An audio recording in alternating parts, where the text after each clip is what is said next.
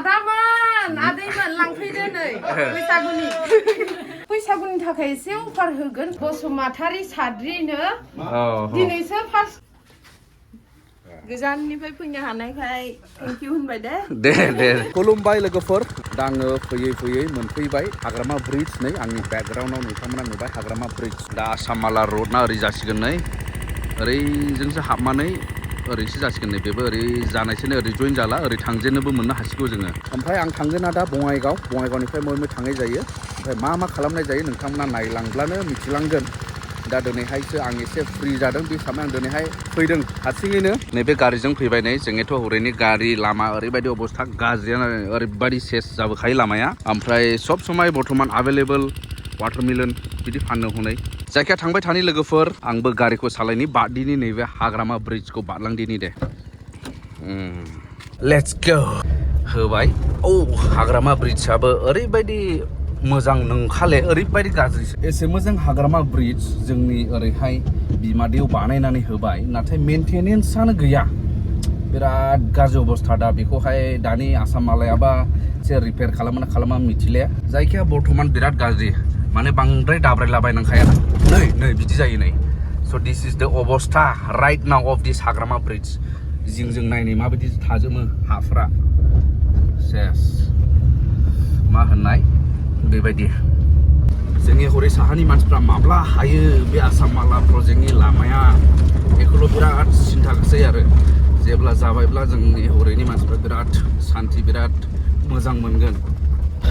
दा आङो चापागुरि मोनफैबाय दे लोगोफोर नै चापागुरि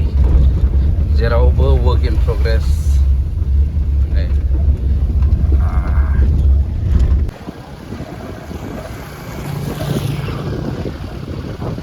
Bridge under construction, Chapaguri Chariali. Birat traffic jam जायो बेयाव The Universal Studio. आङो दा लोगोफोर बङाइगावनि मोनसे जायगायाव सफैबाय मोनसे जायगा माने बेयो जोंनि चिरां डिस्ट्रिक्टआवनो गोग्लैयो बेनिफ्राय जोङो दा धालिगाव थांसिगोन दा धालिगाव थांनायनि सिगां आङो नैबेवहाय लोगो लाफैबाय नैबे बिथांमोनखौ मेडाममोनखौ नैबेलाय मेडामखौ सिनायगोन सोरबा हाथाय बेमार गोनांफ्रा सिनायगोन आरो मेडामा जाहैबाय डेन्टिस्ट माबा नैबेयानो अपोजिट बैनोखा चेम्बारा हनै ओमफ्राय बेनि अपोजिटआवनो नैबे जाहैबाय चिरां स्पर्ट्स हाब आं सिगां दिन्थिनाय नैबेयाव गोबां बुस्थुफोर हाबनानै दंफैसै गोदान आइटेम्स नोंथांमोना चेक खालामफैनो हागोन दा जोङो मै थाङोमोनलाय गुमै धालिगाव जोङो गुमैबो दंफायो नै जों धालिगाव थांसिगोन डक्टरनि गारि ना डक्टरनि नै डक्टरनि सिम्बल बेलाय मेडामनि गारि दा जोङो थांसिगोन आरो ओमफ्राय गाखोनायसै Yes.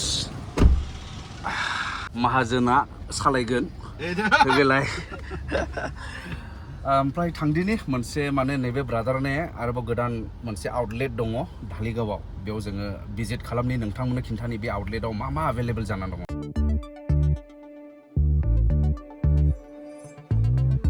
मोनफैबाय दाने मोनसे बिजि जायगायाव धालिगाव बाजार ना मायो गुमै धालिगावनि पार्किं जायफ्रा जोङो माने स्टेट बेंकआव फैयोना बैलाय स्टेट बेंक बिल्डिं जों खारबाय दा थांसिगोन आरो जायगायाव दा जोङो थाबायलांगासिनो दङ लकेशनसिम धालिगावनि स्टेट बेंकआ बेनो नै बियारफिल्ड कमप्लेक्स ब्रान्चआ दा ओरैहाय हाबलांनांगौ जाहैबाय बाजार गेजेरावहाय दे लोगोफोर बेलायनो थाबायगासिनो मेडामजों सारजों सौफैबाय नै दा नैबे धालिगाव बाजार एखेबारे गेजेरावनो दे बे लकेशना दा नायदो नै बेनो जाहैबाय चिरां दखना स्टोर धालिगाव बाजार दा फन नाम्बारा बेयाव दंखायो नै अल टाइप्स अफ दखना आर'नाइ गामसा and ladies items are available here बेखौ मोनजोबगोन बेनिफ्राय लवेस्ट प्राइसनिफ्राय भेलु स्टार्टिं 150 थाखानिफ्रायनो जागायनाय बे आइटेम्स बेयाव दङ आरो कास्टमारफोरबो दंफैयो नै दा बिदिनो धालिगावआव गोबां बर'फोर रायजो जानानै दं बर'फोरनि न'खरफोर दं थेवब्लाबो मोजां दखना स्टोर बेयाव गैयामोन होननानै मिथिनो मोन्दों दा बेखायनो फैयो आरो बायफैयोबो आं हाबलांनायसै ओमफ्राय एक्सप्लर खालामनायसै मा बेसादफोर बेयाव एभेलेबल आं दखान सिङाव हाबनायसै नैबे दा नायदो नै ओरैहाय गुमैयाबो जिरायथ'बाय ना दे ओमफ्राय जोंने नै दखानावहाय थाग्रा बिनानावफोर दङ नै रेडि ओमफ्राय मेडाम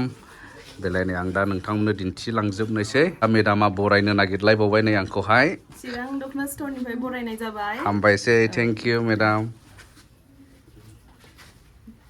गोजाननिफ्राय फैनो हानायखाय थेंक इउ होनबाय दे दा नैबे मेडाम मोननिनो आरो दा मेडामखौ आं एसे इन्ट्रडाक्सन दहाय होनो हायाखै मेडामा जाहैबाय चिरां डेन्टेल चिरांजोबखा ब्रेन्डआनो बिसोरना माने चिरांजोब आरो चिरां डेन्टेल केयार दा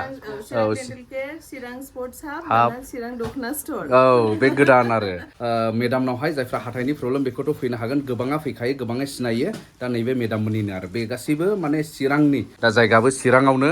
दा नैबे जाहैबाय गासै एभेलेबल दख'ना दा बेनिफ्राय गासैखौ दिन्थिजोबोब्ला सम लागोन दा नोंथांमोना स्पेसियेलि हिन्जावफ्रा गोसो होनानै नायदो आरो एबाराव दा बेनिफ्रायनो माखासेखौ नोंथांमोना नायनानै लालांखादो नै ओरैहाय एभेलेबल दा गासै जोमग्रा गोजा नै ओरैहाय हा सेपारेट ओमफ्राय गाहायावबो दङ नै गाहायने एसे खम दामनि नामा बेफोरो एसे खम रेटनि आरो गाहाय रेन्जनि बेनिफ्राय दामियाखौ ग्लासावसो दोनो नै ग्लास खोबथेनानैसो नै ओरै बेलाय दा नैबो मोनसे नायग्रोदो नै फार्स्टआवनो मा होनदों बेखौ बिबार ब्रेन्डनि दख'ना बिराद मोजां रियेलाव साबसिन नुयो रियेलाव साबसिन लांफैनो हागोन हा बेनिफ्राय बैसागुनि थाखाय एसे अफार होगोन ओमफ्राय दा आङो बुंथ'ला आरो खिन्थु अफारा थागोन बैसागुआथ' फैगासिनोखा दा बैसागुनि अफारा थागोन नोंथांमोना माने लांफैनो हागोन बेफोर मा लेटेस्ट डिजाइन नामा बिनानाव औ लेटेस्ट मा आगरनिखौलाय जबा बिबार आगरनिनो रियेलाव बिराद मोजां औ रियेलाव साबसिन आरो नायबावदो नै बेखौ मा होनोमोनलाय झुमखा आगर बिबार ब्रेन्डनिनो बेबो जोंहा फुजि एक्ट्रिसनि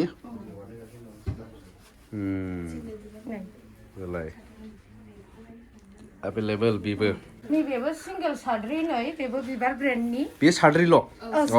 सिंगेल बेबो आच्छा सोरनोबा सिंगेल बे गांनैबो सिंगेल नांगौबा लांफैनो हागोन आरो बेखौ डिसकाउन्ट मोनगोन लोगोफोर बारा नङा बैसागुनि नामाव मोनगोन डिसकाउन्ट सिन्था गैया बे धालिगाव चिरां दख'ना स्ट'रावल' फै नोंथांमोना मोनगोन आरो धालिगाव बाजाराव नै बे लफाय ब्रेन्डनि लोगोफोर आच्छा बे लफाय बेखौबो बयबो मिथिखायो प्रिमियाम कटन बियो आच्छा गुसु जागोन ना माइलाय गुसु थान्दा ने गरमाव मोजां गाननो लफायबाबो बेयो एसे आलदा टाइपनि आरो खुन्दुं एसे रेन्जआ बारा जागोन आरो बेना बै माखासेफोरनिफ्राय खुन्दुङा एसे आलदा नालाय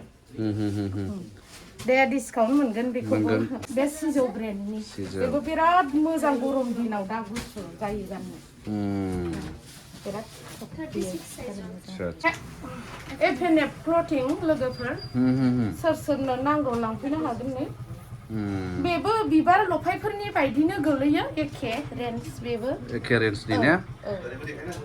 एफ क्लथिंनि नैबे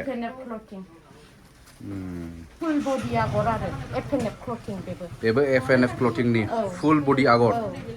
माने आगरजों बुंफबनाय फाहार आगरजों बुंफबनाय नन ब्रेन्ड पद्मनि सेट बियो आच्छा एसे खम रेन्जनि नामा खम रेन्जनि सोरबाया एसे खम रेन्जनि लुबैयो नालाय सब मोनजोबगोन आरो एभेलेबल ब्रेन्डनिफ्राय लानानै नन ब्रेन्डनिबो गासैबो मोनजोबगोन कालारखौथ' जोङो एसे मोनसेल' देखायनाय जाबाय आरो कालाराबो गुबुनबो दङ ना फैनानै नायफैनो हागोन नोंथाङा फैनानै नायफैब्लानो नुजोबगोन भेराइटि दङ बेबो नन ब्रेन्ड ओमफ्राय ओरै कास्टमार दंफैयो नै ब्लाउस ना मा नायफैदोंथाय ब्लाउस नायदों बैयाव आगर लानाय लोगोफोर आगर गुबैयाव आगर लानाय गोमो गोजा होनो बेखौ ओरैनोथ' जाथिबो होनो अरेन्ज कालार आच्छा नाब्ले आगर मा आगर नाब्ले आगर मा लकेल ना मा बिलाय लकेल माइदि बियो लकेल माइदि ना बयनिबो फेभरेटखा बेखौ बेसर बिबार बिराद मोजां नुदों नै बेबो लांफै लोगोफोर बेबोथ' एसे खम रेन्जनि ना एसे खमावनो हरगोन दे बेखौ बुङो गंसे बर'आवहाय मोसौ हाथाय जोंनिनो लकेल माइदि आरो बेयो लकेलाव दानाय मोसौ हाथाय आगर ना मा मोसौ हाथाय गनसि गंसेबो बुङो आच्छा लकेल माइदि बिदन प्लेन बारा दाम नङा बेबो एसे खमावनो हरगोन नैबे इन्दि साद्रि नै पियर इन्दि पियर इन्दि औ इन्दिबाबो एसे दस्रा आरो नैबेयो न'से बारनाय होनो बेखौ ओमफ्राय नै आच्छा बे एसे रोजा आरो नैबे एसे गोबा आरो सोरबाया एसे गोबा मोजां मोनो सोरबाया एसे रोजा मोजां मोनो नालाय बे आरो जोङो मोनसे देखायबाय बुरजाथ' देखायजोबनो हाला फैनानै लांफैबानो मोनो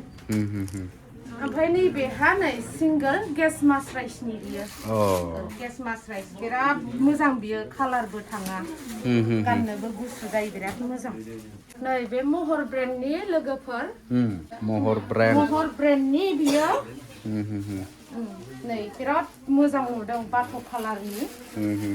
लांफैनो हागोन लोगोफोर बेबो बिबार लफायनि बायदियानो बाराबो नङा एखेयानो गोलैयो महर ब्रेन्ड आरो ना औ महर ब्रेन्डनि बियो आदैमोन लांफैदो नै बैसागुनि थाखाय लांफैदो नै आदैमोन दोनफैदो नै बिराद मोजां नै गथ'फोरनि थाखायबो दं आरो नै बिदिबो मोनगोन आरो मा बुस्थु बियो आर'नाइ गामसा नै आर'नाइ गामसा माने कालारा गोथाङानो ओमफ्राय आगरा कालारा आलदा आरो नैबे रेगे रेगां एरखोनायबो बुङो ओमफ्राय फाहार सादोर जोंनि बयनिबो बर' आइजो माहारिनि फेभरेट कालार बिराद मोजां बैसागुनि थाखाय लांफैदो बिनानावफोर मादैमोन आब'मोन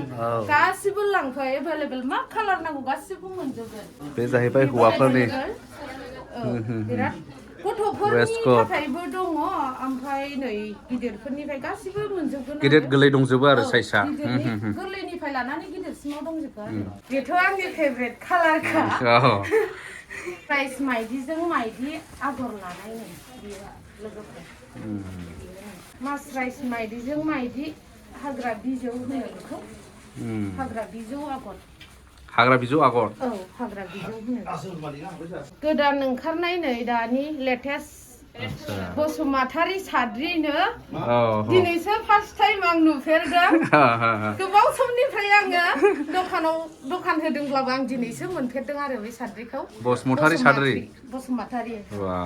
लांफै कालारा एभेलेबेल मोनगोन बेबो बसुमतारी नामा औ बेबो बसुमतारी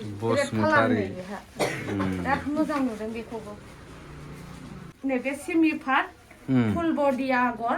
सोरबा वेडिंनि थाखाय नांगौबा लांफैनो हागोन कालारा एभेलेबेल लांफैनो हागोन बारा बुरजाबो नङा एसे डिसकाउन्टबो मोनखागोन एसे खम रेन्जनि होग्राफोरा बिदिखौ लांफैनो हागोन आरो हाबानि थाखाय मासराइसाव माइदि बेबो मासराइसजों मासराइस ओमफ्राय माइदि बे मान्दार ब्रेन्डनि दे लोगोफोर नै सोरनो नांगौ मान्दार औ बिराद मोजां बेबो रियेलावथ' साबसिन नुखायो लोगोफोर केमेरायावहाय नोंसोरो बारा फसायाबो जानो हागौ नायफै रियेलाव मोजां नानि मोननो थाखाय लांफैदो बैसागु मोसानायावथ' गथ'फोरनि ना रेडिमेड दख'ना ओमफ्राय रेडिमेड गामसा हौवासाफोरनि थाखाय बे आरो हिनजावसाफोरनि थाखाय बे आर'नाइयाबो गथ'फोरनि थाखाय गुसुं मोनगोन लोगोफोर गुसुं आंहासो गाननो गोसो जालायलांबाय बैसागुनि मा होनदोंमोनलाय माखुरि हाब बेबा मा जाबावखो नैबे लफाय ब्रेन्डनि लफायनि बेबो नै सिख्रि गोजा माथो आगना ने खारफागोन सिख्लाफोर नै नांगौबा लांफैदो सिख्रि जेव खारफाखासिगोन जेव सिख्रि बाब बिराद मोजां नुखादों बेखौबो ब्लाउस गोथां गानदो साद्रिया नै एरखोनाय बिदि लादो गोजानि दख'नाया बे आरो आर'नाइ खाबावदो गोथांनि जानजियाव जाबाय बियो फुल ट्रेडिसनेल बे नियार पाट दानाय बियो मासराइसाव बेखौबो लांफैनो हागोन नै सिंगेल बारा दामनि नङा बेबो 1000नि एसे गाहायावसो 1000नि गाहायनि औ एसे गाहायनि माथो मोजां नुदों मोजां गाननायावबो बिराद मोजां मनि सेट दे नन ब्रेन्ड आरो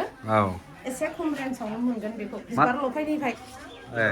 पद्मनि सेट होनो बेखौ पद्मनि सेट पद्मनि खुन्दुंजों बानायनाय नालाय कालारा एभेलेबेल मोनगोन आं मोनसेल' देखायनाय जाबाय नैबेखौ केसापातनि साद्रि लोगोफोर बियो लांफैनो हागोन कालारा एभेलेबेल दङ आं बेखौ जास्ट ओरैनो गांनै देखायबाय आरो लांफैनो हागोन दे सिङाव आगर दानाय ओमफ्राय नै बियो एरदेरनाय खाथालागा एरनाय होनो आरो खाथालागा औ बा खाथालागा एरदेरनाय बिराद मोजां मोजां दङ नै स्पेशल दे लोगोफोर स्पेशल आर'नाइ औ नै बेहा एसे बेनिफ्राय खमसिन मानो होनबा बेहा मिना दङ नालाय बेहा एसे बांसिन आरो दामा थेवबाबो डिसकाउन्ट मोनगोन दे जेबो सिन्था खालामनो नाङा नोंसोर लांफैबानो जाबाय बेजों लोगोसे मोननो हागोन बेयाव नोंथांमोना बायदि रोखोमनि ब्लाउसफोर जेरैहाय डिजाइननि ब्लाउसफोर दङ फैनानै नोंथांमोना सेलेक्ट खालामनानै लांनो हागोन माने प्रेक्टिकेल एक्सपिरियेन्स माने मा होनो लफायनि सब ब्रेन्डनिखौनो जों दखानाव थायो नालाय जोङो देखायनांगौ जायोना बिबार एफएनएफ मान्दार महर गासिबो जों गानजोबो आरो गांसे गानजोबो जों गाननानैसो खोन्थायो माने कास्टमारफ्रा सोङो नालाय गाननो माबायदि कालार थाङो नामा बिदि सोङो नालाय दा नोंथांमोना नायबाय आरो नुबाय मा दख'नाफोर एबा गुबुन प्रडाक्ट्सफोर बेवहाय अवेलेबल दा नोंथांमोननि थाखाय आं मोजाङै डिटेल्स लकेशनखौहाय नोंथांमोननो खिन्थानि दा बेनो जाहैबाय जोंनि चिरां डिस्ट्रिक्टनि जिथु धालिगाव बाजार जेरावहाय स्टेट बेंक दङ गोबां जोंनि साहानि मानसिफ्राबो बे स्टेट बेंकआवनो फैयो दा स्टेट बेंकनि ओरै लेफ्ट साइडजों हाबबोनानै बियो बाजार गेजेरावनो दङ नैबे चिरां दख'ना स्ट'रा दा स्क्रिनावबो नोंथांमोना कन्टेक्ट नाम्बारखौ नुगासिनो दङ जुदि आन्दायोब्लाबो नैबेयाव कन्टेक्ट खालामनो हागोन आरो माखासे एभेलेबल प्रडाक्ट्सफोरखौहाय नोंथांमोना माने जगाजग लाहरग्रोनोबो हागोन